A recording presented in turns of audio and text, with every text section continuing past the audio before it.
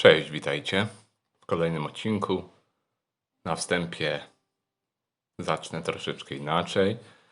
Dziękuję Wam wszystkim za to, że oglądacie te filmy, że wyrażacie głównie pozytywne zdanie o nich, że coś przyjemnego odnajdujecie w nich. To cieszy mnie, tym bardziej mi się chce coś tam kręcić i zamieszczać. Dziękuję wszystkim subskrybentom. Dziś na warsztat trafia, jak widzicie, kolejny Sony serii ES TAF570ES. Już maszyna jedna była robiona u mnie na warsztacie, teraz czas na drugą. Opisywałem już tą Integrę kiedyś, ale powiedzmy sobie, co ona ma. Około 12, chyba 13 kg wagi. Pełny aluminium panel, gałki aluminium. Selektory również aluminiowe, pokrętła. Dobry radiator. Tranzystory wyjściowe Sankeny w obudowie MT200. 2SC 2921 i 2SA 1215. Para na kanał. Przedzmacniacz fono. Regulacja bas wysokie. I tyle w sumie z funkcji. Prostota i myślę, że dobra jakość budowy. Po już kilku Sonych, które przewinęły się przez moje ręce, te Integry naprawdę są fajnymi wzmacniaczami i myślę, że potrafią zadowolić niejedno ucho. Chociaż jak wiadomo, zdania są zawsze różne, jeśli chodzi o świat wzmacniaczy. Każdy ma jakieś swoje zdania, ale co można powiedzieć? Jakościowo dobre wykonanie, dobre elementy i budowa solidna. To na pewno nikt tego nie odmówi. Wzmacniacz nie uruchamia się, jest cały czas w stanie Protect, także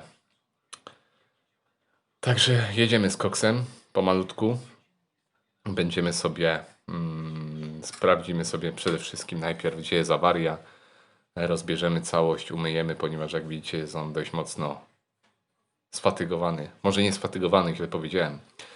Jest zabrudzony po prostu, bo rys jako takich wielkich nie ma, obić nie ma na panelu.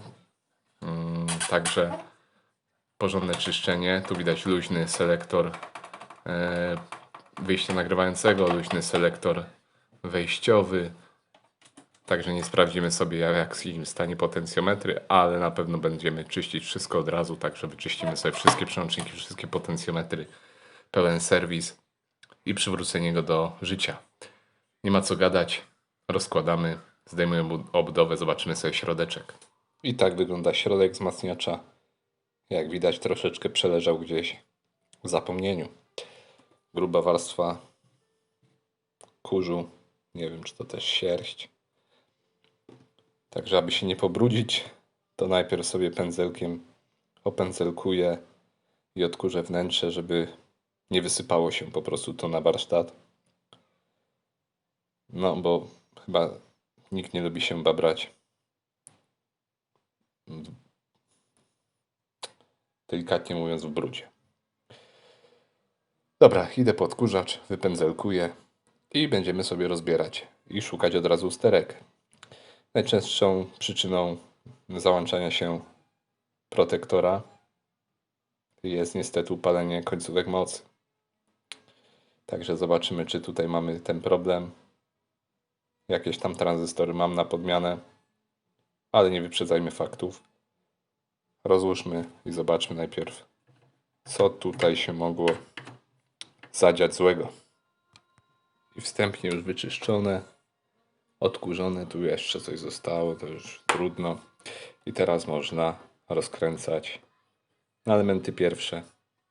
Trzeba umyć porządnie całą podłogę, wszystkie płytki, żeby to pachniało, żeby cieszyło zarówno oko, jak i ucho. Ok. Są elementy, które od razu przy rozkładaniu trzeba usunąć, jak zimne luty przede wszystkim na tych płytkach, które łączą, na tych łączówkach, na potencjometrze głośności na pewno są zimne luty w tych modelach. No i przyjrzeć się końcówce mocy, driverom, tranzystorom końcowym, jak i stopniowi napięciowemu.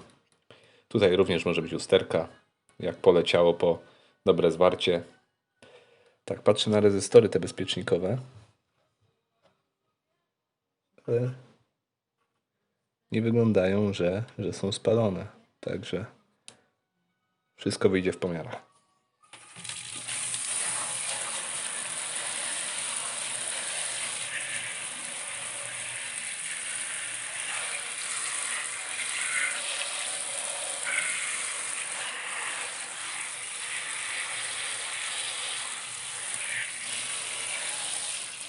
I płytki już umyte, wysuszone. Czas teraz zabrać się za czyszczenie wszystkich potencjometrów, wszystkich przełączników, isostatów. Tu Wam chcę pokazać to, co mówiłem. Mam nadzieję, że widzicie, jakie tu są piękne, zimne luty na potencjometrze głośności. Jest to standardowa raczej usterka w tych modelach i zawsze warto się przyjrzeć lutom. Również tutaj na wszystkich złączach, tych wciskanych, również warto przelecieć te luty, poprawić. No i płytka z potencjometrami regulacji barwy, balansu. Tutaj wybór wyjść głośnikowych. Dobrze trzymam? Chyba tak. Tak. Wybór wyjść głośnikowych, regulacja basy, wysokie tony, balans, stereo mono, filtr subsonic filtr, tak, czyli subsoniczny. I to, co to będzie, już nie pamiętam, czy to jest Source Direct albo coś w tym stylu. Chociaż może się mylę, bo Source Direct chyba jest na osobnych. Tu jest chyba co to jest? Wyciszanie, również do czyszczenia. I gdzieś jeszcze jeden jest. Aha. I jeszcze jeden do czyszczenia jest isostat od wyboru wkładki gramofonowej. Tutaj wylutowałem już część kondensatorów, będę sobie sprawdzał wszystkie. Te luty na tych rezystorach również trzeba poprawić. To jest również standardowo. Tutaj było również masę zimnych lutów na wszystkich, praktycznie na tranzystorach, także to już jest poprawione. Jeszcze płytka nie umyta, albo umyjemy, jak sprawdzimy jeszcze kondensatory. No i tyle. Biorę się za czyszczenie. O właśnie, tutaj również selektory wejść i selektor pętli nagrywającej, wyjścia nagrywającego również do czyszczenia. Także ja odlutowuję, biorę się za czyszczenie.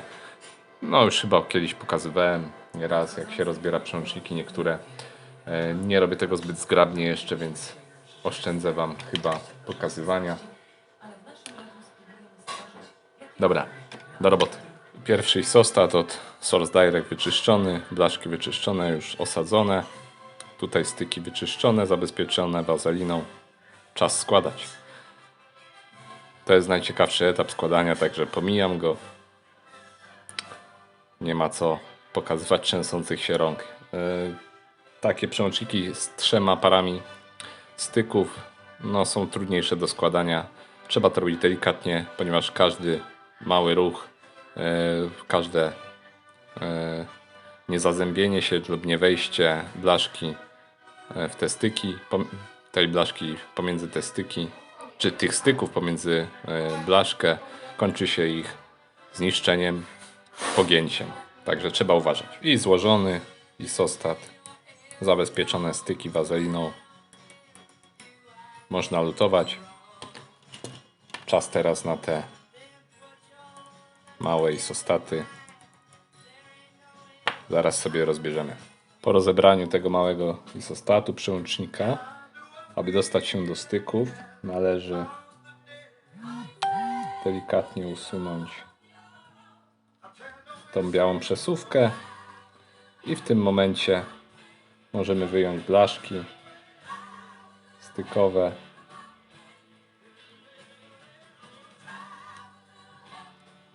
I jak widać, może złapę ostrość. Widzicie, jakie czarne są styki? To musi być wszystko wyczyszczone, musi lśnić, aby przy przełączaniu było stuków, puków, nie załączeń. trzasków i innych historii. Także czyścimy. I styki wyczyszczone można składać.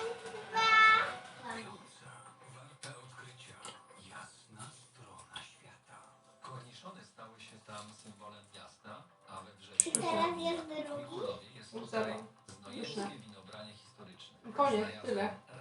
I stan przełącznika wyjścia rec out nagrywającego.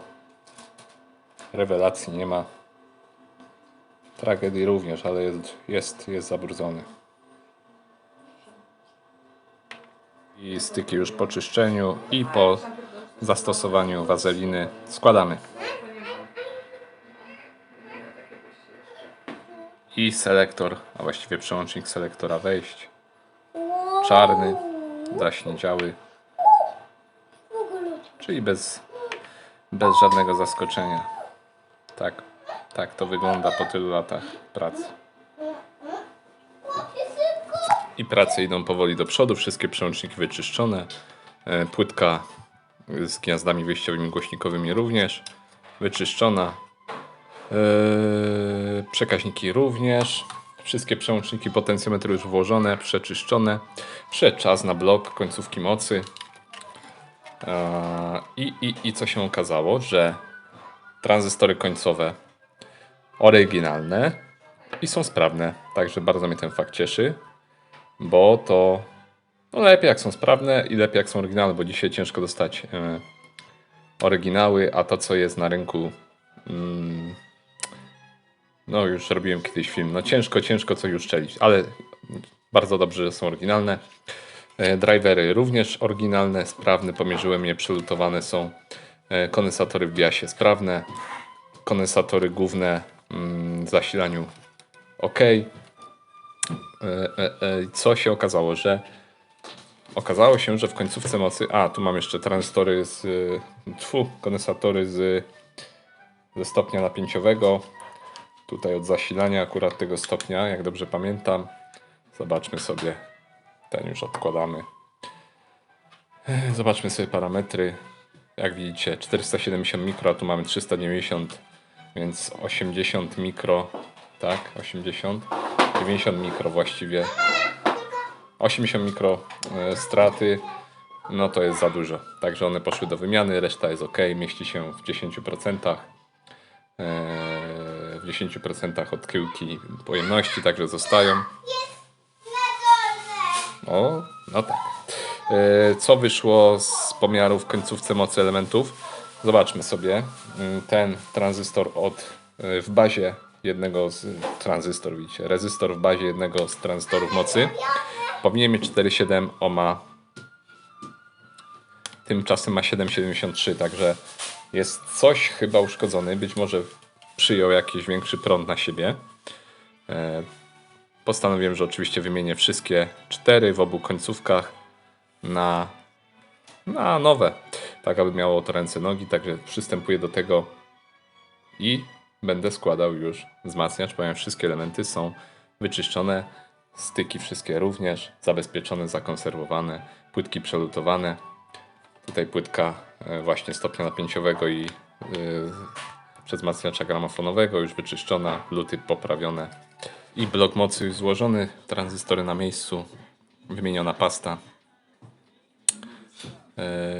Podkładki zostały stare, świeża pasta wystarczy i skręcamy sobie blok mocy, lutujemy tranzystory i składamy cały wzmacniacz. Trzeba składać wzmacniacz, płyta dolna, odlew z żywicy, solidna konstrukcja. Wpasujemy sobie zaraz wszystkie płytki, blok mocy, a to ilość śrubek, która została, a właściwie którą trzeba użyć do skręcenia jeszcze raz wzmacniacza. Jest ich troszkę. I mamy już tranzystory mocy wlutowane. Luty staram się oczyścić. Może żeby było widać. Coś tam widać. Oczyszczam z kalafonii, żeby to było estetycznie w miarę. Sprawdźmy sobie jeszcze dla bezpieczeństwa, czy nie mamy nigdzie zwarcia pomiędzy wyprowadzeniami. Jest ok.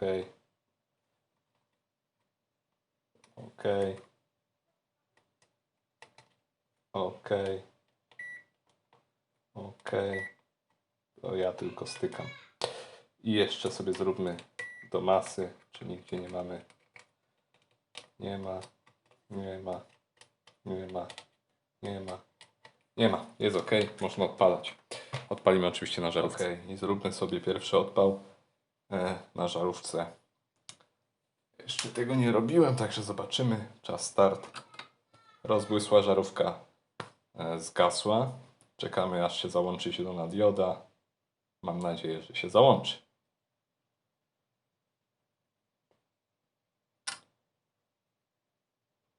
Coś nam rozłącza nadal. Ok. Coś jest nie halo. I jak to się mówi, pierwsze koty za płoty, pierwsze uruchomienie i ząg. I niestety musiałem jeszcze pogrzebać. No cóż. Sprawdzałem tranzystory. Wszystkie były sprawne. Zapomniałem sprawdzić rezystory w parze różnicowej. Pomimo iż w schemacie nie są to rezystory bezpiecznikowe, nie są one zaznaczone jako bezpiecznikowe, takie właśnie są w rzeczywistości i one były po prostu spalone, więc zastępuję je wszystkie w obu kanałach nowymi bezpiecznikowymi rezystorami. Jak widać, spełniły swoją rolę, ponieważ pary różnicowe przetrwały, więc podejrzewam, że musiało być tutaj jakieś zwarcie wcześniej. No niestety nie odkryłem tego od razu, nie wyłapałem, więc trzeba było poprawić. Wsadzam nowe rezystory i spróbujemy odpalać jeszcze raz wzmacniacz. No i słuchajcie, próba numer 2. Oczywiście przez żarówkę. Spróbujmy. O, odłączyłem. Nie miałem podłączonego. Dobra, próbujemy. Rozbłysła, przygasła, także na razie jest ok. Patrzymy na diodę.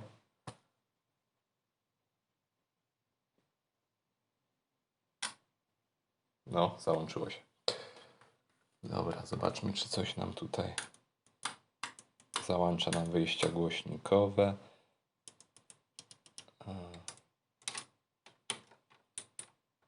Ok.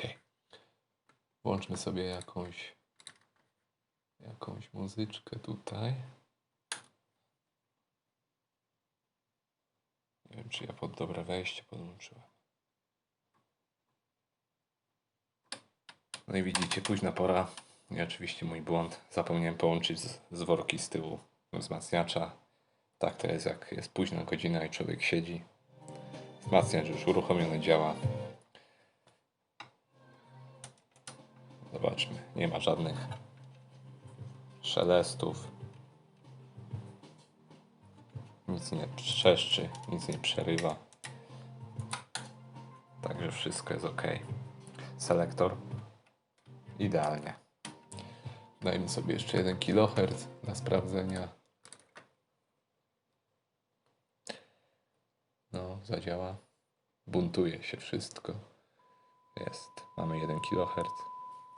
Sprawdźmy potencjometr głośności. Nie ma żadnych trzasków.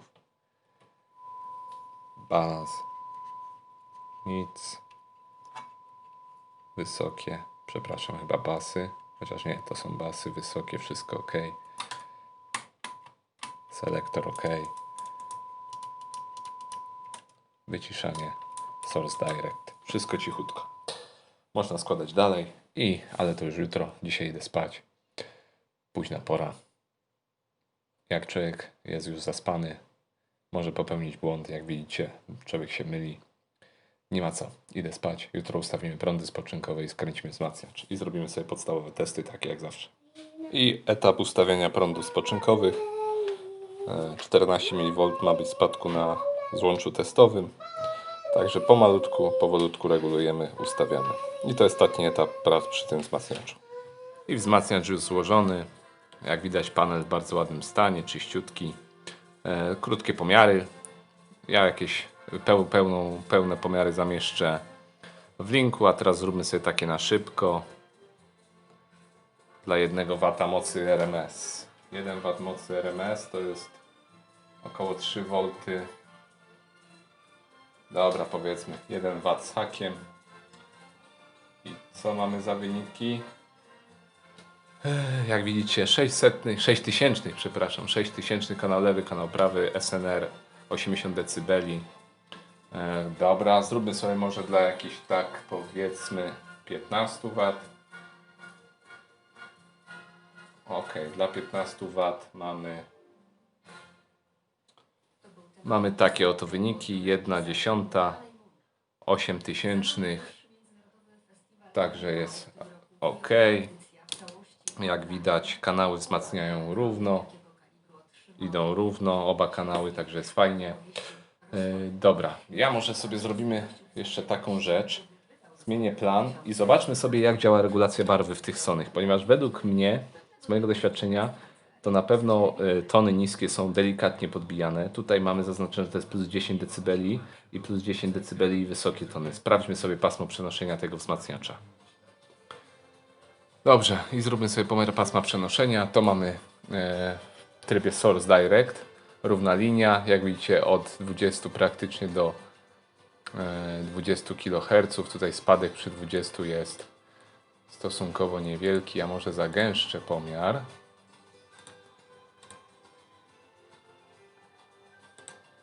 Ok. Pół decybela mamy dla 20 dB spadku, czyli niewiele. Dobra, wyłączam sobie w tym momencie, wyłączyłem Source Direct. Source Direct wyłączony. I ta krzywa widać jest również poprawna. I jedziemy sobie z regulacją. Niskie tony dajemy na maksimum. Niskie tony na maksimum. I ile mamy podbicie? 7,5 dB, czyli nie jest to 10, tak jak właśnie jest to zaznaczone na pokrętle. I takie właśnie miałem wrażenie, że to podbicie dołu pasma jest niewielkie w tych Sony. Także ta regulacja nie jest jakaś straszna, jeśli chodzi o tony niskie. Zobaczcie, ona się zaczyna praktycznie tutaj od 100 dB, tak naprawdę, od 100 Hz, tak dość ostro. O 1 kHz jest nieruszony. A ujmijmy teraz na minimum, tony niskie. Tony niskie ujęte i tu mamy już minus 10 dB na minusie. Także minus działa ok, zgodnie z oznaczeniem. Dobra, teraz tony wysokie, zobaczmy. Tony wysokie na maksimum. I mamy podbicie 10 dB, bo to gdzieś tam dalej sięgnie nam troszeczkę dalej. Można uznać, że jest 10-9 dB. Jedziemy na minimum. Tony wysokie. I na minimum mamy... nie minimum, tylko balans skręciłem, pomyliłem się. Teraz mamy tony wysokie na minimum i zobaczmy. Minus 10, czyli można powiedzieć, że jednak ma to odzwierciedlenie, to plus 10, minus 10 dB regulacji. Jedynie tony niskie, basy, to podbicie w górę było chyba 7,5 tak, decybela, także ta regulacja nie jest jakaś straszna. I dobrze. Przez to wzmacniacz brzmi w miarę neutralnie w położeniu zerowym. Zobaczcie, jak się ładnie prostuje nam ta prosta.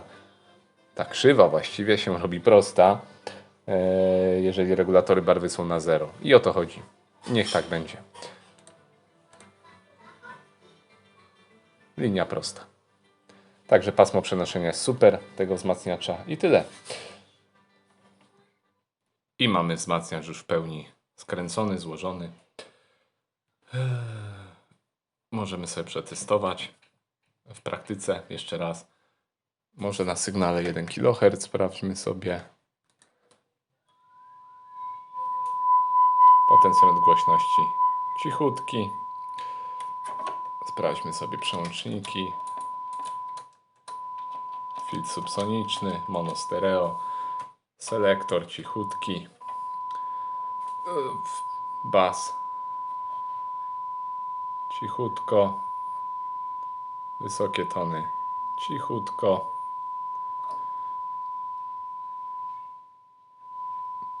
Balans cichutko.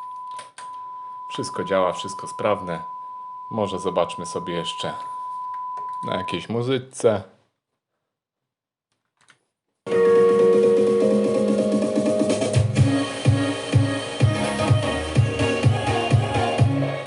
Jak widać, wszystko ok. Wszystko działa, wszystko sprawne. Można zamykać. I wzmacniacz gotowy do odbioru. Prawdopodobnie pojedzie do Gdańska, także w daleką drogę. Mam nadzieję, że dzielnie będzie służył właścicielowi przyszłemu. Niech gra i niech cieszy ucho, bo to jest kawał fajnych wzmacniaczy. Dziękuję Wam za uwagę, za oglądanie kolejnego filmu. Pozdrawiam Was serdecznie, wszystkich. Trzymajcie się i do następnego. Cześć.